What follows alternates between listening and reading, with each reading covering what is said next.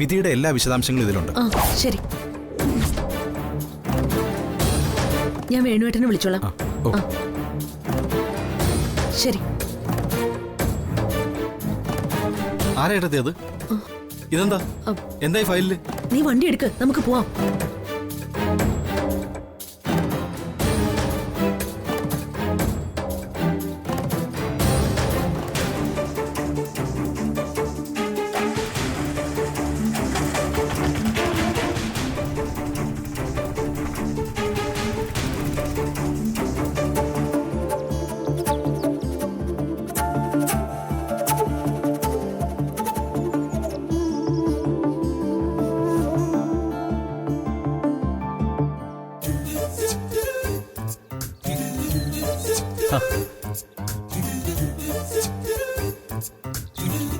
Hello,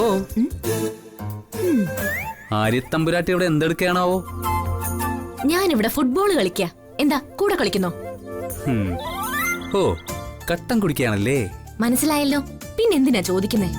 അല്ല, എന്താ വെറും കട്ടൻ? പാലില്ലായിരുന്നു ഇവിടെ? ഉണ്ടാവും, എനിക്ക് പക്ഷേ കട്ടനാ ഇഷ്ടം. ലേശം ഏലക്കാപ്പൊടിയൊക്കെ ചേർത്ത് ഇങ്ങനെ ചൂടോടെ കുടിക്കാൻ എന്താ സുഖമെന്നറിയാമോ? ഒരു കാപ്പി കുടിച്ചാ കൊള്ളാൻ തോന്നുന്നുണ്ടോ? അങ്ങനെ ചോദിച്ചാ വേണായിരിക്കും അല്ലേ? എന്നാ പിന്നെ സ്വയമായിട്ട് കുടിച്ചോ, ഞാനായിട്ട് ഇതിലൊന്നും പറയുന്നില്ല. ഇനിയിപ്പോ ഉണ്ടാക്കാനും മെനക്കെടാനൊന്നും എനിക്ക് വയ്യ. നീ കുടിച്ചെന്റെ ബാക്കി ഇങ്ങതാ. പിന്നെ എന്റെ എച്ചില് തരാനല്ലേ? നല്ല കാര്യമായി. ഞാൻ ഒരു കപ്പ് കാപ്പി കൂടി ഉണ്ടാക്കിക്കൊണ്ടുവരാം, ഇവിടെ ഇരുന്നാ മതി. വേറെ എടുക്കണ്ടെന്നേ, ഇത് മതിന്ന് പറഞ്ഞില്ലേ? വേണ്ട, ഇങ്ങോട്ട് തരാൻ. ഇങ്ങോട്ട് തരാൻ. ഹരി, എന്താ ഹരി ഇത്? ഹരി വിട്, ഹരി വിടാനാ പറഞ്ഞില്ല. എന്താ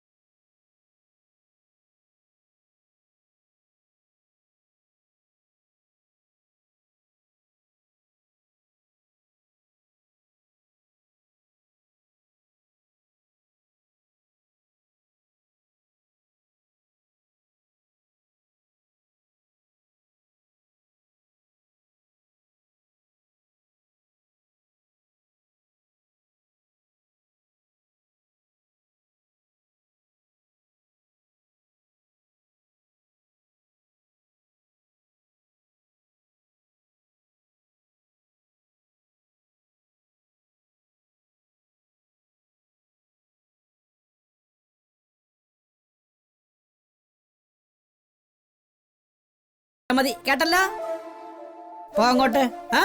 പുഷ്പം ചേട്ടൻ പോ അങ്ങോട്ട്. ഞങ്ങൾ എന്തിനാ വെറുതെ ഡിസ്റ്റർബ് ചെയ്യാനായിട്ട്?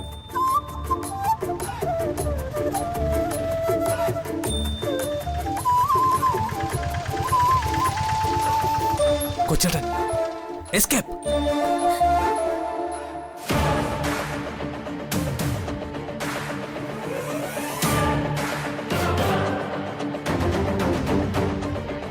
എന്താ മോളെ, എന്തു പറ്റി?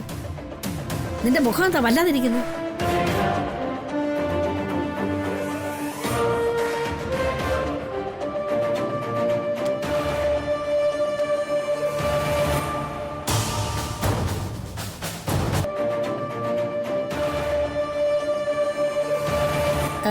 എന്തു പറ്റി അഞ്ജലിക്ക്? അറിയില്ല, ചോദിച്ചിട്ട് ഒന്നും വിട്ടു പറയുന്നുമില്ല. വണ്ടി എന്തോ ആക്സിഡന്റ് പറ്റി വഴിയിലാണെന്ന് തോന്നുന്നു. പുഷ്പം ചേട്ടൻ കയറി, നമുക്ക് പോയി എടുത്തിട്ട് വരാം.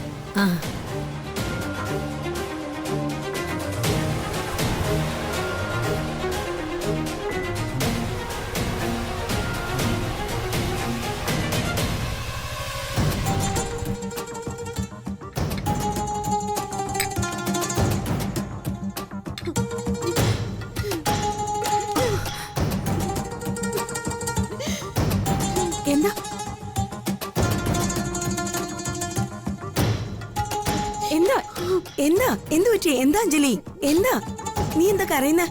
ആ മേഘനാഥൻ അയാൾ എന്നെ റോഡിൽ വെച്ച് കണ്ടു. രാധേ,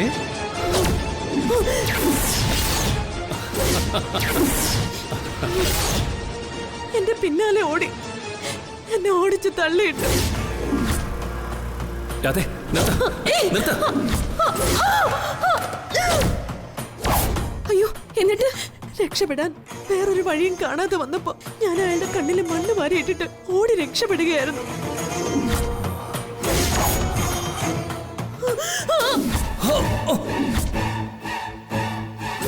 ശ്ശോ, എന്തൊരു അതിക്രമമാണിതെന്ന് നോക്ക്.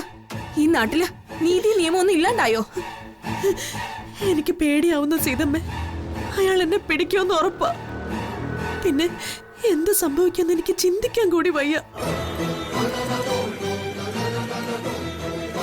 ആരതിയുടെ കാര്യത്തിൽ എനിക്ക് ആശങ്കയില്ല. അവള് നിരസിച്ചാലും മുരളി അവളെ കൈവിട്ട് കളയില്ല. പക്ഷെ ആര്യയുടെ അച്ഛന്റെയും കാര്യം ഓർക്കുമ്പോഴ അയ്യോ, എനിക്ക് വയ്യ ഓരോന്നോർത്ത്. ഇല്ല കുട്ടി, എനിക്ക് തോന്നുന്നത് നീ ഇനി ആരെയും ഭയക്കണ്ടെന്നാ. കാരണം ഇന്നിപ്പോ നിങ്ങൾ ആരോരുമില്ലാത്തവരല്ല. ശക്തരായ 3 പുരുഷന്മാരുടെ തണലുണ്ട് നിങ്ങൾക്കിവിടെ. ആ 3 ആൺകുട്ടികളും കൂടി ഒരുമിച്ചിറങ്ങി നിന്ന ഒരു മേഘനാഥനും നിന്റെ രോമത്തിൽ പോലും തൊടാനാവില്ലെന്ന് ഉറപ്പാ. അഞ്ജലിക്കും കുടുംബത്തിനും എന്ത് ആവശ്യം ഉണ്ടായാലും എന്ത് പ്രശ്നം നേരിട്ടാലും അതെന്നോട് പറയണം. കുടുംബത്തിൽ ഒരാളായി തന്നെ ഞാൻ അതിന്റെ പരിഹാരത്തിന് വേണ്ടി ശ്രമിക്കും.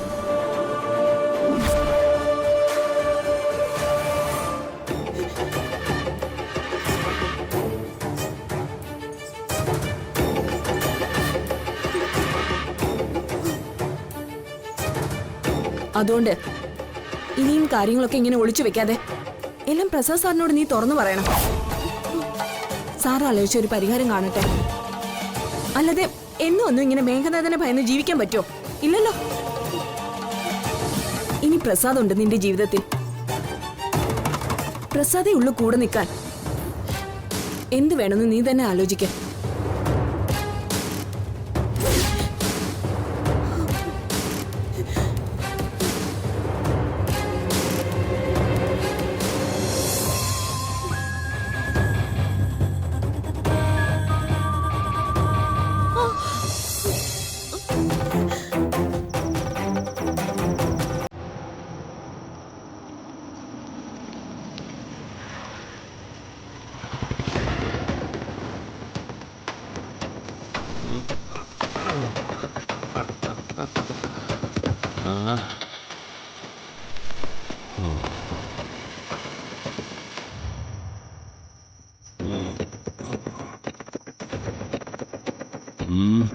സാറ് നല്ല സാറാ. ചോര പോയ കയ്യും വെച്ച് കെട്ടി അമ്മ കാറിനകത്തിരിക്കുമ്പോൾ ഏതോ ഒരു പെണ്ണിൻ്റെ പുറകെ ഓടിപ്പോയിക്കുന്നു. പിന്നെ ഒരുപാട് പാടുപെട്ട ഒരു ടാക്സി പിടിച്ച് ഞങ്ങളിങ്ങ് വന്നതാണ്. നിർത്തണം നിന്റെ കുറ്റപ്പെടുത്തല്.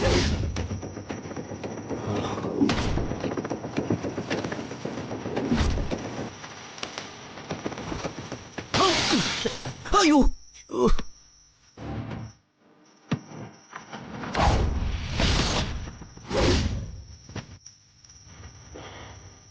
മനുഷ്യൻ ഇവിടെ ചങ്ക് പൊള്ളി നിൽക്കുമ്പോഴാ അവന്റെ ഒരു പുരാണം പറച്ചില്. എത്ര നാളായിട്ട് ഞാൻ കാത്തിരുന്ന നിമിഷം എന്റെ കൺമുന്നിലെത്തിയെന്നറിയോ? എന്നിട്ട് എന്റെ കണ്ണിൽ മണ്ണ് വാരിയിട്ടിട്ട് കടന്നു പോയെങ്കിൽ ഞാൻ എത്ര നിർഭാഗ്യവാനാണെന്നൊന്ന് ചിന്തിച്ചു നോക്ക്. രാധ എന്നോട് ചേരുന്നതിൽ നിന്ന് വിലക്കുന്ന ദുഷ്ടശക്തികൾ അവിടെയും പ്രവർത്തിച്ചതാ. എന്റെ ലക്ഷ്യത്തിന് വിലങ്ങ് തടിയാവുന്ന എല്ലാത്തിനെയും ഞാൻ തല്ലി തകർക്കും.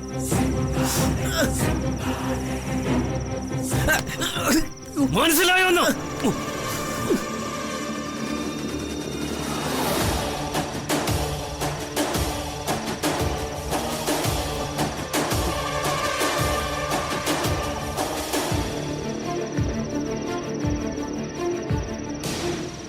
അങ്കിൾ അങ്കിൾ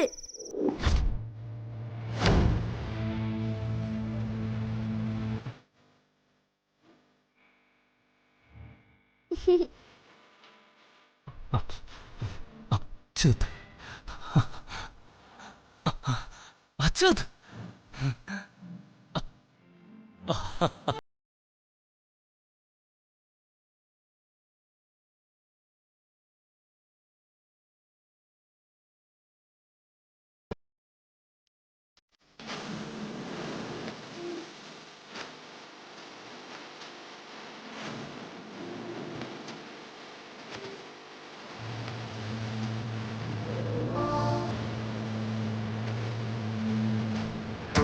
അച്ചോ, നിന്നെയും കൊണ്ടുവരുന്ന നിന്റെ അമ്മയെ ഗ്രാൻഡായി സ്വീകരിക്കാൻ ഒരുങ്ങിയതാടാ. പക്ഷെ എല്ലാം തകിടം മറിഞ്ഞു. ഹോസ്പിറ്റലിൽ പോവേണ്ടി വന്നു. അതുകൊണ്ടാണ് നിന്റെ അമ്മയെ മിസ്സായത്. അതുകൊണ്ടാണ് അങ്കിൾ ദേഷ്യപ്പെട്ടിരിക്കുന്നത്. അമ്മയെ ഫോൺ വിളിച്ചെങ്ങ് വരുമല്ലോ, പിന്നെന്താ പ്രശ്നം? ഇത് പ്രശ്നം വേറെയാ മോനെ. ഒരുപാട് നാളായി ഞാൻ സ്വപ്നം കണ്ടൊരു വിശേഷ മുഹൂർത്തം.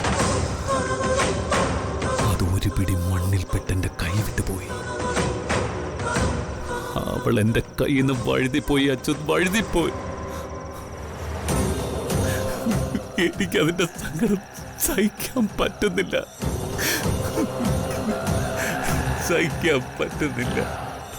അങ്കിൾ വിഷമിക്കണ്ട. നമ്മളൊരു കാര്യം ആത്മാർത്ഥമായിട്ട് ആഗ്രഹിച്ചാൽ എത്ര വൈകിയായാലും അത് നമുക്ക് കിട്ടുന്ന വലിയ വലിയ ആൾക്കാർ പറയുന്നേ.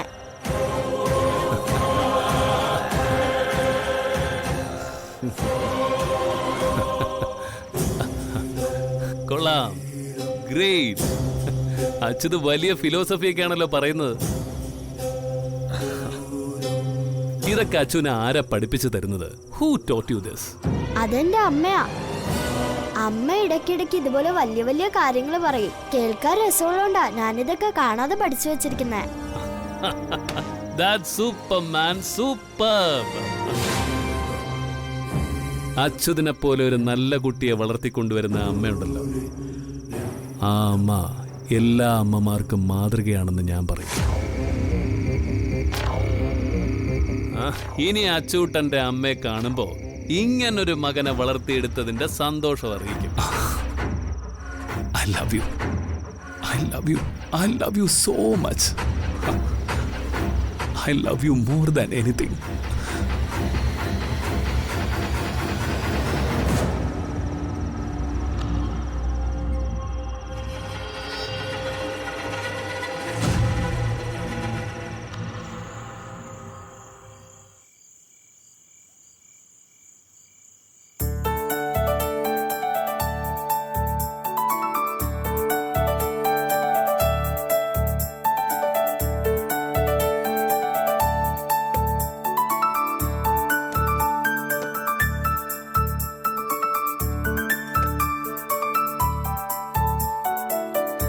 ഇവക്കൊരു പണി കൊടുത്താലോ? ദേ, അപ്പം ഇങ്ങെടുത്ത്. മതി മതി, അല്പം കറി കുണി തന്നേ.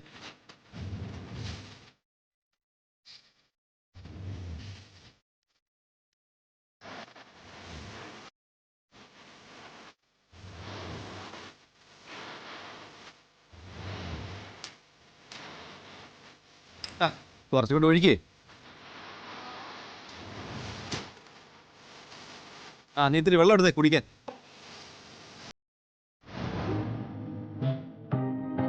മനസ്സിലായില്ലേ? വെള്ളം, ആ ജഗിലിരിക്കുന്ന നിറവില്ലാത്ത പാനീയം. വെള്ളം എന്താണെന്ന് പോലും അറിയാത്ത കുട്ടിയാ. എടി കേട്ടില്ലേ? കുമ്പളങ്ങ പോലെ ഇങ്ങനെ നിൽക്കാതെ വെള്ളം ഒഴിക്കാൻ.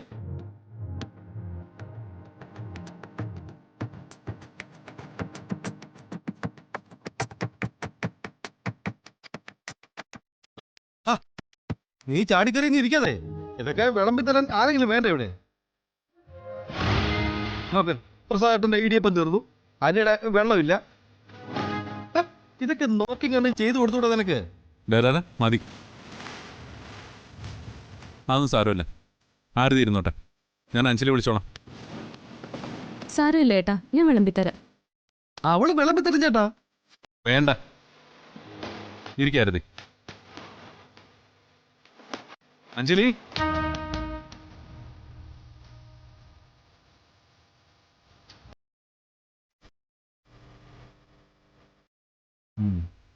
ഇയാള് കഴിച്ചോന്നല്ലേ പറഞ്ഞു? ഇപ്പൊ ഞങ്ങൾ ആരും കണ്ടില്ലല്ലോ. നേരത്തെ കഴിച്ചു. അതെന്താ തനിയെ ഇരുന്നത്? വിശപ്പ് തോന്നിയപ്പോ കഴിച്ചോന്നേ ഉള്ളൂ. അതെന്തായാലും നന്നായി. ആരതി ഇടത്തേക്ക് ഇപ്പൊ ഇരിക്കാൻ പറ്റുമല്ലോ. ഫുഡ് വിളമ്പാൻ അഞ്ജലി ചേച്ചി ഉണ്ടല്ലോ. പ്രസാദേട്ടന് വിളമ്പിക്കൊടുക്കേച്ചി, അത് കഴിഞ്ഞ് എനിക്ക് കുറച്ച് കറി.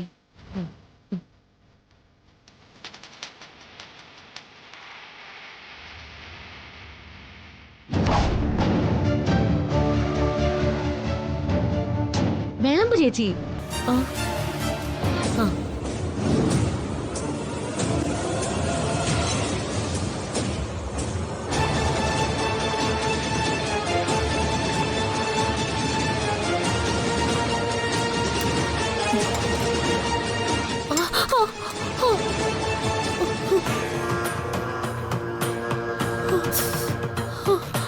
എന്താ ചേച്ചി? എന്തുപറ്റി? അത് കയ്യില് ചില പോറലുകള് നല്ല നീറ്റിലുണ്ട്. ഇന്ന് ചെറിയൊരു ആക്സിഡന്റ് ഉണ്ടായി. എന്നിട്ട് ചേച്ചി എന്താ നേരത്തെ പറയാത്തത്? അത്രയ്ക്കൊന്നുമില്ല, ഇത്തിരി തൊലി പോയി, അതിന്റെ നീറ്റിലാ. സാരമില്ല, മാറിക്കോളും.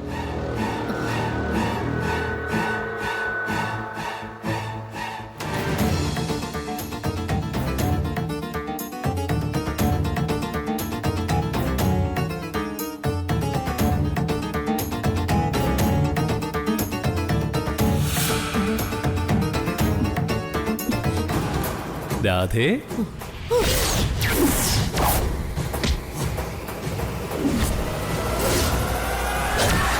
രാധേ നിർത്ത്.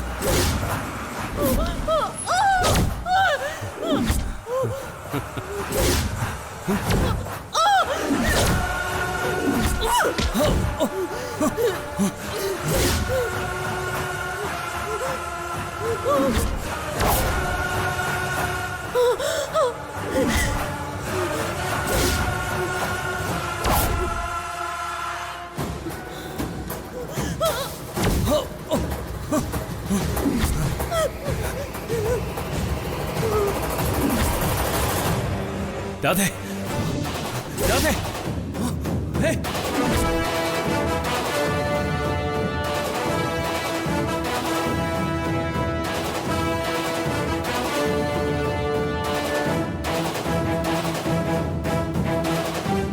രാധേ,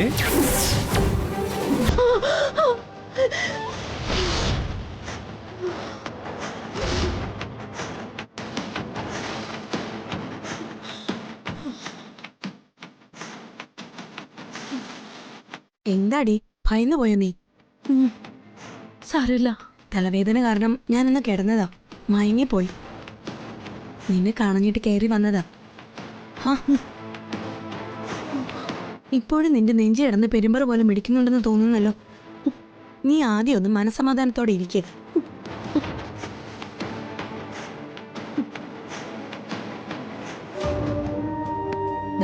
ഒരു ഗ്ലാസ് വെള്ളം കുടിക്കുക. നോക്ക്, ഇതിലൊന്നും നീ പതറിപ്പോവരുത്. ഈ പ്രത്യേക സമയത്ത് നിങ്ങൾ 3 പെൺകുട്ടികളും ഓരോരോ പ്രതിസന്ധികളിലൂടെ കടന്നു പോകണമെന്നായിരിക്കും ഈശ്വര നിശ്ചയം. ഇവിടെ ഇനി തളരാതെ പിടിച്ചു നിൽക്കുക മാത്രമേ നിവർത്തിയുള്ളൂ.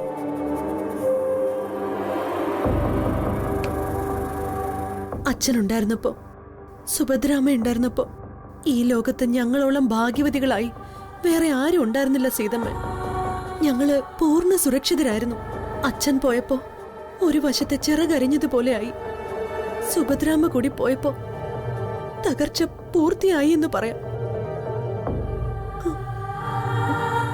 സുഭദ്ര എങ്ങും പോയിട്ടില്ലല്ലോ അഞ്ജലി. രൂപം മാത്രമല്ല, അവളുടെ കാരുണ്യം, ധൈര്യം, ആത്മവിശ്വാസം ഒക്കെ നിനക്ക് തന്നിട്ടുണ്ടെന്ന് വേണം നീ വിചാരിക്കാൻ. അതെനിക്കറിയാം സീതമ്മേ. അതുകൊണ്ട് മാത്രമാ എനിക്കിതുവരെ പിടിച്ചു നിൽക്കാൻ പറ്റിയതും.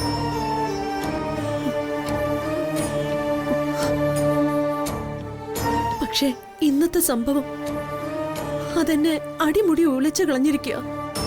ആ രാക്ഷസന്റെ കൈകളിൽ നിന്ന് രക്ഷപ്പെട്ടില്ലായിരുന്നെങ്കിൽ ഈ രാത്രിക്കപ്പുറം ഞാൻ ജീവനോടെ ഉണ്ടാവുമായിരുന്നില്ല. നടന്നത് ഒരു താൽക്കാലിക രക്ഷപ്പെടൽ മാത്രമാണ്. ഇനി അയാളെ കണ്ടുമുട്ടേണ്ടി വരില്ല എന്ന് ഒരു ഉറപ്പുമില്ല എനിക്ക്.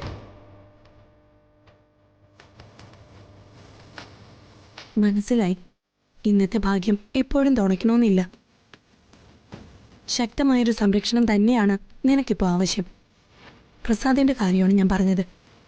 നിനക്കത് മനസ്സിലായെന്ന് ഞാൻ വിശ്വസിക്കുന്നു. വേണ്ട സീതമ്മേ, അത് വേണ്ട. എന്തും ചെയ്യാൻ മടിക്കാത്ത ദുഷ്ടനാണ് ആ മേഘനാഥൻ. ഞാനായിട്ട് പ്രസാദേട്ടനെ കൊലയ്ക്ക് കൊടുക്കാൻ പാടില്ല.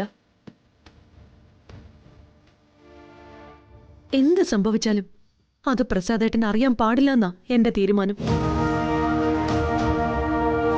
അഞ്ജലി,